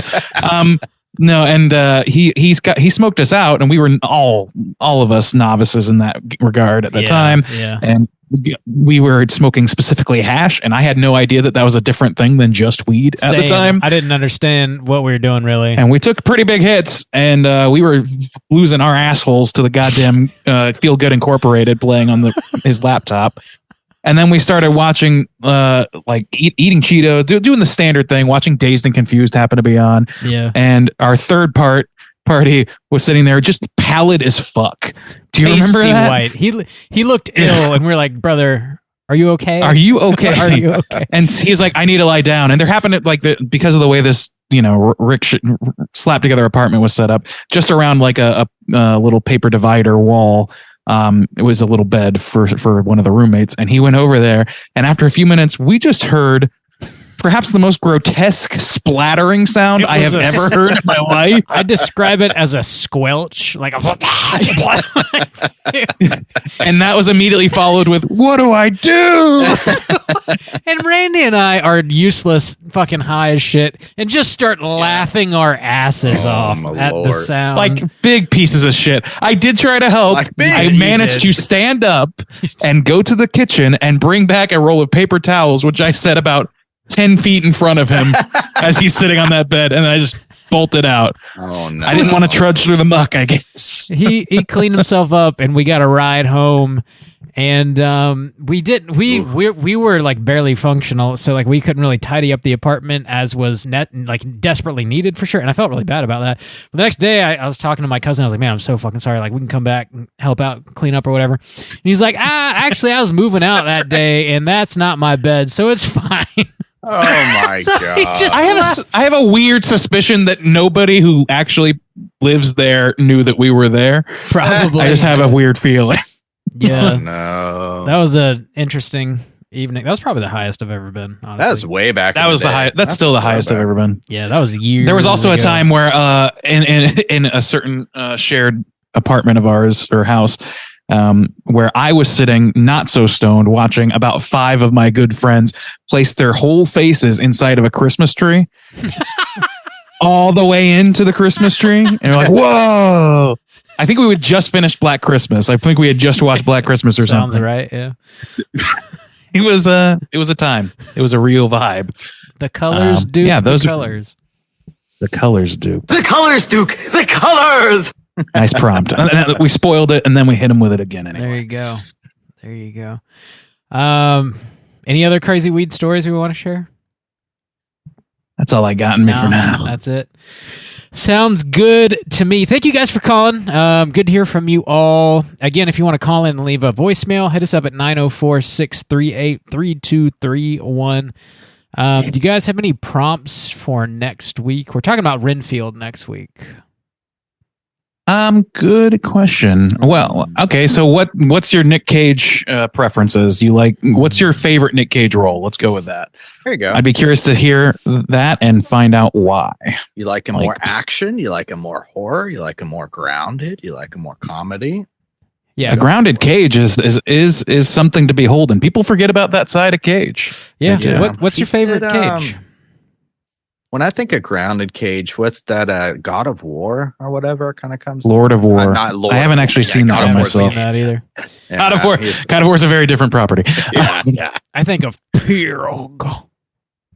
I was thinking of the Weatherman of all movies. Dude, I like the that Weatherman. Movie. Yeah, me too. Yeah. I forgot about that. I like all those. Matchstick Men, solid. I haven't seen that one either. Gone in 60 Seconds. God, I've seen that. Using that 9/11 movie, but I haven't seen that. Though. Yeah, that's kind The of Rock. Yeah, he's in The Rock. The Rock. Yeah.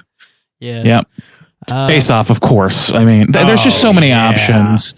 I don't want to get into the heavy hitters because there's definitely going to be some of those in the mix if people call in. There's a lot. You got a lot. So we'll leave it to you guys. You list your fave. Tell us why, and tell us your Cage preferences overall. Yeah. Let us know. That's our version of a horoscope. Yeah. Well, yeah, we're going to be talking about Renfield next week. That drops April 14th. And again, we're going to be dropping that Q&A we recorded at the Overlook Film Festival with Nick Cage and the director and screenwriter of Renfield. So check that out on Patreon. Until then, hit us up on all of our social media outlets. Just search Straight Chilling Podcast anywhere and you'll find us.